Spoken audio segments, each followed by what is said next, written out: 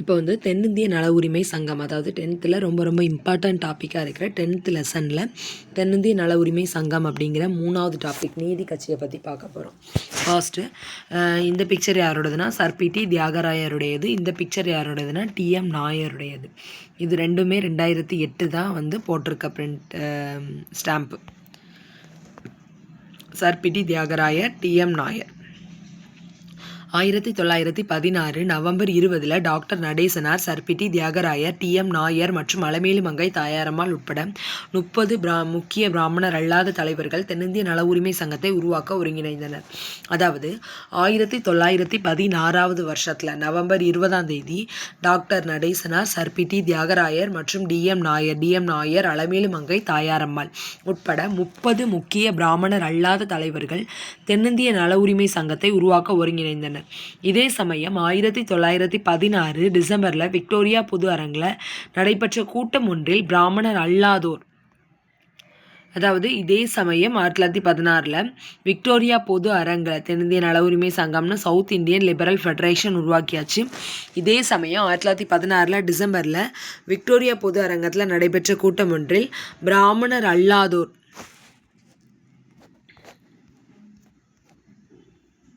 அறிக்கை வெளியிடப்பட்டது. இவ்வறிக்கை பிராமணர் அல்லாத சமூகங்களின் கருத்துக்களை தெளிவுபட கூறியது. அதான் ஃபர்ஸ்ட்டு இப்போ செல்ஃப்னு சொல்லிட்டு சவுத் இந்தியன் லிபரல் ஃபெடரேஷன் உருவாக்கியாச்சு. எங்கே? 1916 நவம்பர் 20. சரியா? Doctor Natesanar, sir P T. Thiyagarayar, T M. Nair, Alamelu Mangai Thayarammal உட்பட 30 முக்கிய பிராமணர் அல்லாத தலைவர்கள் தென்னிந்திய நல உரிமை சங்கத்தை சவுத் இந்தியன் லிபரல் ஃபெடரேஷனை உருவாக்கியாச்சு. இதே சமயம் 1916 டிசம்பரில் விக்டோரியா பொது அரங்கில் நடைபெற்ற கூட்டம் ஒன்றில் பிராமணர் அல்லாதோர், அதாவது 1916 நவம்பரில் தொடங்கியிருக்காங்க, நவம்பர் 20 இது டிசம்பரில் நடக்குது. டிசம்பரில் விக்டோரியா பொது அரங்கில் நடைபெற்ற கூட்டம் ஒன்றில்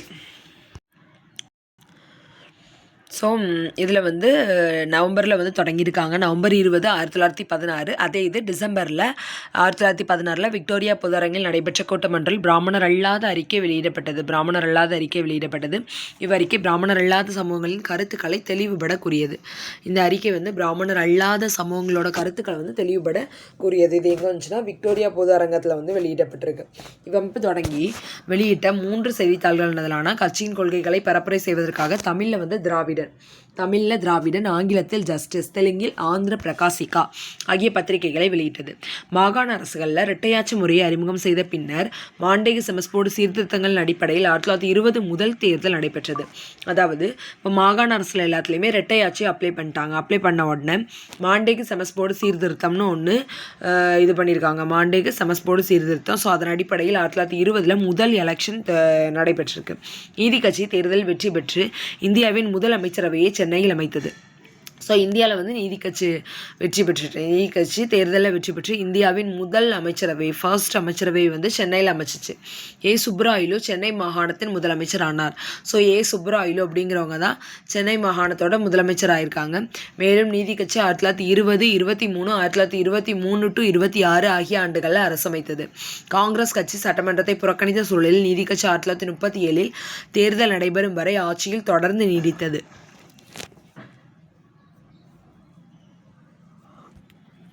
நீதி கட்சி வந்து 1920 to 23 மற்றும் 1923 to 26 ஆகிய ஆண்டுகளில் அரசமைத்தது.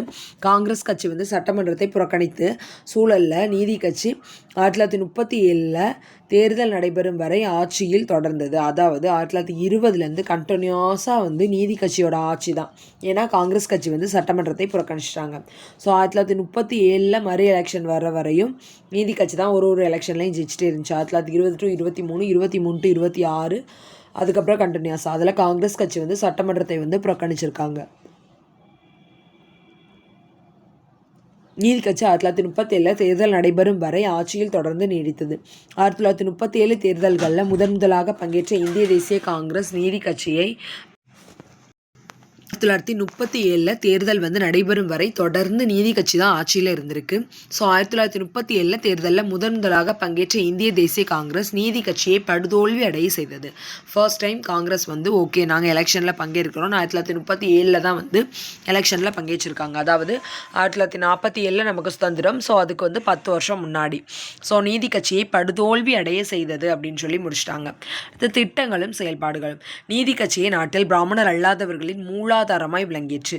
நீதி கட்சி அரசாங்கம் மக்கள் தொகையில் பெரும்பாலானவர்களுக்கு கல்வி மற்றும் வேலைவாய்ப்புகளை விரிவுபடுத்தி அரசியல் தளத்தில் அவர்களுக்கென இடத்தை உருவாக்கியது.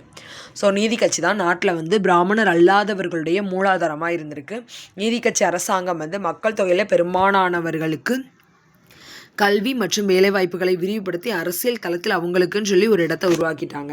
ஸோ நீதி கட்சி வந்து பிராமணர் அல்லாதவர்களுக்கு வந்து ஃபஸ்ட்டு மூலாதாரம் பேஸே அதுதான்.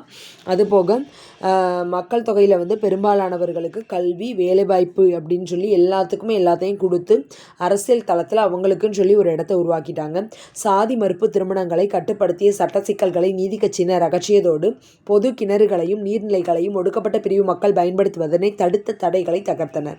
ஸோ சாதி மறுப்பு திருமணங்களை வந்து சட்ட சிக்கல்கள் மூலமாக தடுத்திருக்காங்க. ஸோ அந்த இதுதான் அகற்றியிருக்கு. அது போக பொது கிணறு நீர்நிலைகளை ஒடுக்கப்பட்ட பிரிவு மக்கள் பயன்படுத்துறதுக்கு தடை இருந்திருக்கு. ஸோ அந்த தடைகளையும் இவங்க தான் தகர்த்து கொடுத்துருக்காங்க.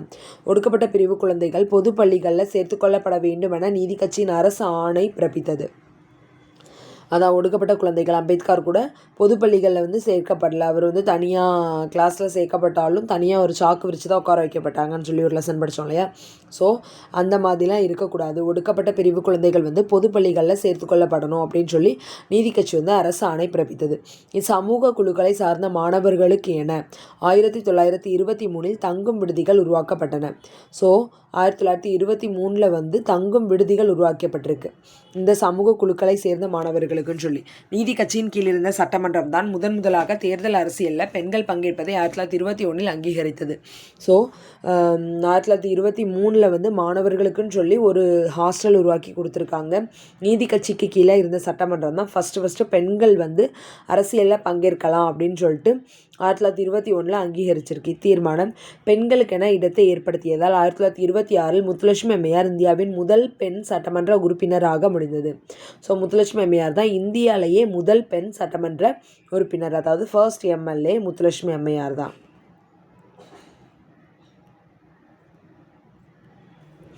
அப்புறம் பல்வேறு சமூகங்களுக்கான இடஒதுக்கீட்டை ஏற்படுத்தி கொடுப்பதற்காக நீதி கட்சி வகுப்பு வாரி பிரதிநிதித்துவம் தொடர்பான சட்டங்களை இயற்றும் பணிகளை மேற்கொண்டது. ஸோ நிறைய சமூகங்களுக்கான இடஒதுக்கீடை வந்து ஏற்படுத்தி கொடுக்கணும். அதுக்காண்டி நீதி கட்சி வந்து வகுப்பு வாரி பிரதிநிதித்துவம் அப்படின்னு சொல்லி அதுக்கு தொடர்பான சட்டங்களை இயற்றும் பணிகளை மேற்கொண்டது. சமூக நீதியை நிலைநாட்டுவதன் ஒரு பகுதியாக பல்வேறு சாதிகளையும் சமூகங்களையும் சார்ந்தவர்களுக்கு அரசு பணிகளில் சேர்வதற்கு சமமான வாய்ப்புகளை உறுதி செய்யும் பொருட்டு 2 வகுப்பு வாரி அரசாணைகள், அதாவது என்ன சொல்லியிருக்காங்கன்னா பல்வேறு சமூகங்களுக்கான இடஒதுக்கீட்டை ஏற்படுத்தி கொடுப்பதற்காக நீதி கட்சி வகுப்பு வாரி பிரதிநிதித்துவம் தொடர்பான சட்டங்களை இயற்றும் பணிகளை மேற்கொண்டது. இடஒதுக்கீடை பற்றி சட்டம் இயற்றுறாங்க. சமூக நீதியை நிலைநாட்டுவதன் ஒரு பகுதியாக பல்வேறு சாதிகளையும் சமூகங்களையும் சார்ந்தவர்களுக்கு அரசு பணிகளில் சேர்வதற்கு சமமான வாய்ப்புகளை உறுதி செய்யும் பொருட்டு 2 வகுப்பு வாரி அரசாணைகள், அதாவது அரசு பணிகளில் வந்து சேரணும் அப்படின்னா சமமான வாய்ப்பை வந்து நம்ம உறுதி செய்யணும். அதுக்கு 2 வகுப்பு வாரி அரசாணைகள் வந்து வெளியிட்டிருக்காங்க. அரசு பணியில் சேர்றதுக்கு சமமான வாய்ப்பை வந்து எல்லாத்துக்கும் கொடுக்கணும். ஸோ 2 வகுப்பு வாரி அரசாணைகள் வந்து வெளியிட்டிருக்காங்க. 1921 செப்டம்பர் 16 மற்றும் 1922 ஆகஸ்ட் 15 இயற்றப்பட்டிருக்கு. 1921 செப்டம்பர் 16, 1921 செப்டம்பர் 16 மற்றும் 1922 ஆகஸ்ட் 15 இயற்றப்பட்டன. நிர்வாக அதிகாரங்களை அனைத்து சமூகத்தினரும் பங்கிட்டுக் கொள்வதை ஊக்குவிக்கும் வண்ணம் அரசு அதிகாரிகளை தேர்வு செய்ய 1924 பணியாளர் தேர்வு வாரியத்தை நீதி கட்சி அமைத்தது.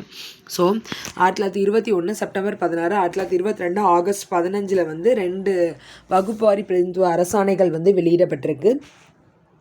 1921 செப்டம்பர் 16, 1922 ஆகஸ்ட் 15.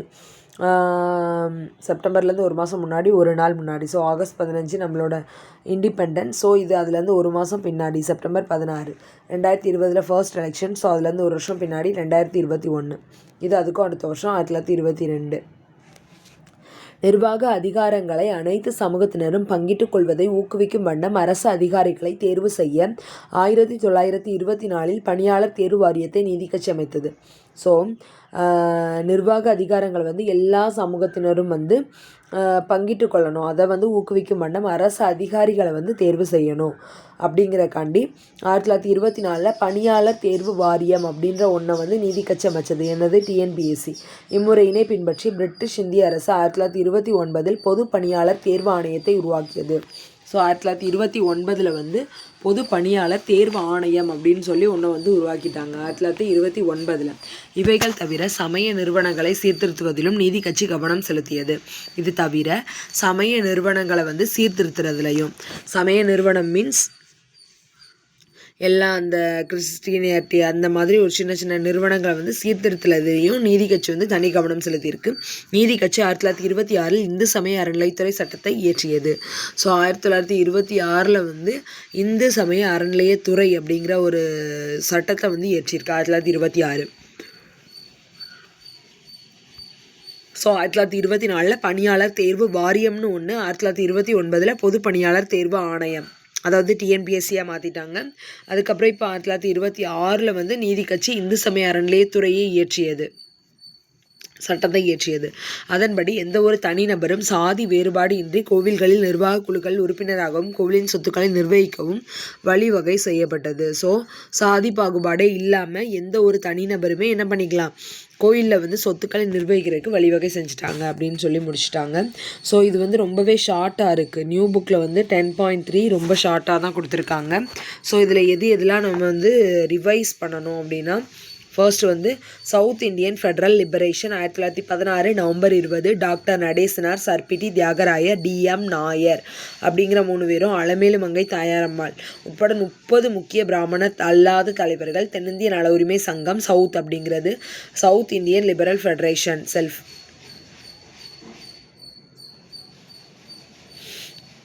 இதே சமயம் 1916 டிசம்பரில் விக்டோரியா பொது அரங்கத்தில் வந்து ஒரு கூட்டம் நடக்குது. அந்த கூட்டத்தில் தான் பிராமணர் அல்லாதோருக்குன்னு சொல்லி ஃபர்ஸ்ட் அறிக்கை வெளியிட்டிருக்காங்க.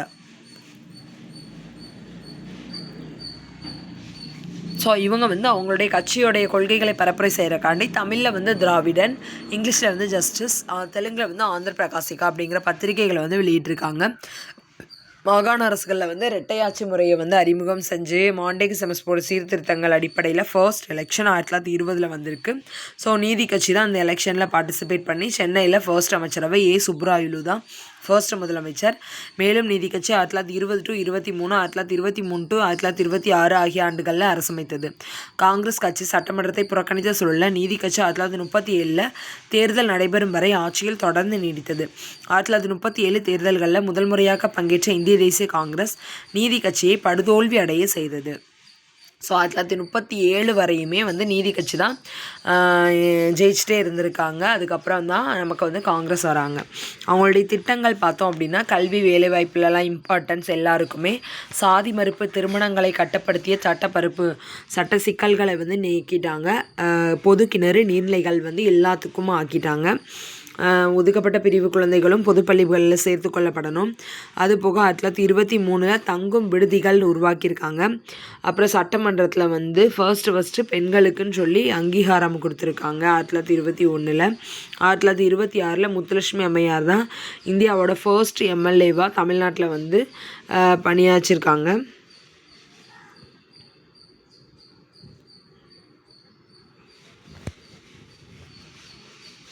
அதுபோக 2 வகுப்பாரி அரசாணைகள் வெளியிட்டிருக்காங்க. 1921 செப்டம்பரில் 1, செப்டம்பர் 16, 1922 ஆகஸ்ட் 15. அப்புறம் அரசு அதிகாரிகளை தேர்வு செய்ய 1924 பணியாளர் தேர்வு வாரியம், 1929 பொது பணியாளர் தேர்வு ஆணையத்தை வந்து உருவாக்கியிருக்காங்க. 1926 வந்து இந்து சமய அறநிலையத்துறை சட்டத்தை வந்து இயற்றியிருக்காங்க. 1926 இந்து சமய அறநிலையத்துறை சட்டத்தை வந்து உருவாக்கியிருக்காங்க 1926. அதோட நீதி கட்சியோட பங்கு வந்து முடிஞ்சிருச்சு அப்படின்னு போட்டிருக்காங்க. ஸோ ஓல்டு புக்கில் கொஞ்சம் எக்ஸ்ட்ரா பாயிண்ட்ஸ் கூட கொடுத்துருக்காங்க. நீதி கட்சி 1916 நவம்பர் 20 டாக்டர் நடேசனார், சர்பிட்டி தியாகராயர், DM நாயர், அலமேலு மங்கை தாயாரம்மாள் உட்பட 30 பிராமணர் அல்லாத தலைவர்கள் தென்னிந்திய நல உரிமை சங்கத்தை சவுத் இந்தியன் லிபரல் ஃபெடரேஷன் உருவாக்க ஒருங்கிணைந்தனர். இதே சமயம் 1916 டிசம்பரில் விக்டோரியா பொது அரங்கில் நடைபெற்ற கூட்டம் ஒன்றில் பிராமணர் அல்லாதோர் அறிக்கை வெளியிட்டிருக்காங்க. கட்சியோட கொள்கைகளை பரப்புரை செய்யறக்காண்டி தமிழில் திராவிடன், ஆங்கிலத்தில் ஜஸ்டிஸ், தெலுங்கில் ஆந்திர பிரகாசிகா அப்படிங்கிற பத்திரிகைகளை வெளியிட்டிருக்காங்க. சென்னை மாகாணத்தில் 4,01,00,000 மக்களில் 4 கோடிக்கு குறைவில்லாத பிராமணர்கள் தான் இருந்திருக்காங்க, பிராமணர் அல்லாதவர்கள் தான் இருந்திருக்காங்க. ஸோ ஆங்கில அரசை நாங்கள் ஆழமாக நேசிக்கிறோம், விசுவாசத்துடன் பற்று கொண்டுள்ளோம்.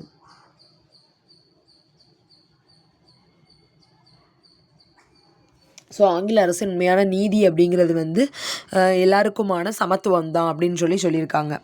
அப்புறம் இரட்டையாட்சி முறையால் மாண்டிக செமஸ்போர்டு சீர்திருத்தங்கள் அடிப்படையில் ஃபர்ஸ்ட் எலெக்ஷன் 1920 வந்திருக்கு.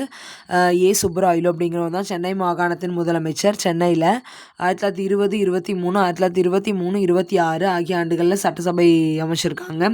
காங்கிரஸ் கட்சி சட்டமன்றத்தை அந்த டைமில் புறக்கணிச்சிட்டு இருந்திருக்கு. 1937 தேர்தல் நடக்கிற வரைக்கும் ஆட்சி தொடர்ந்து நீடிச்சிருக்கு. 1937 தேர்தல்களில் முதல் முறையாக பங்கேற்ற இந்திய தேசிய காங்கிரஸ் கட்சி நீதி கட்சியை படுதோல்வி அடைய செஞ்சுட்டாங்க. பிராமணர் அல்லாதவர்களுக்கு மூலாதாரமாக இருந்திருக்கிறது நீதி கட்சி தான். சாதி மறுப்பு திருமணங்களை கட்டுப்படுத்திய சட்ட சிக்கல்களை நீக்கியிருக்காங்க. பொது கிணறுகளையும் நீர்நிலைகளையும் ஒடுக்கப்பட்ட பிரிவு மக்கள் பயன்படுத்துறதுக்கு ஊக்குவிச்சிருக்காங்க.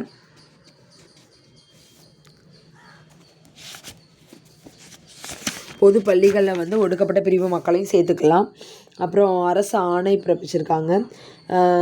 மாணவர்களுக்கு 1923 தங்கும் விடுதி உருவாக்கியிருக்காங்க. 2, 3 எத்தனை குழந்தைங்க இருந்தாலுமே அங்கே தங்கிக்கலாம்.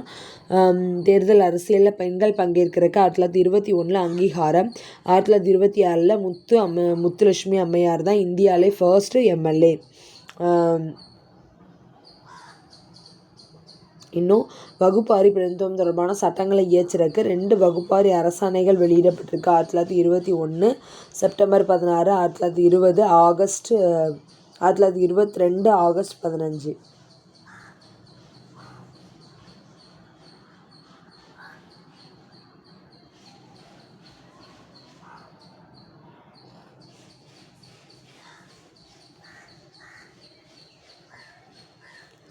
ஆயிரத்தி 1924 பணியாளர் தேர்வு வாரியம். பிரிட்டிஷ் இந்திய அரசு 1929 பொது பணியாளர் தேர்வு ஆணையம் அப்படின்னு கொடுத்துருக்காங்க. ஸோ 1929 தான் TNPSC. 1924 பணியாளர் தேர்வு வாரியம் அப்படின்னு ஒன்று உருவாக்கியிருக்காங்க. பணியாளர் தேர்வு வாரியம். அதுக்கப்புறம் 1926 இந்து சமய அறநிலைய சட்டம் அப்படின்னு முடிச்சிட்டாங்க. அவ்வளோதான் ஃப்ரெண்ட்ஸ். தேங்க்யூ.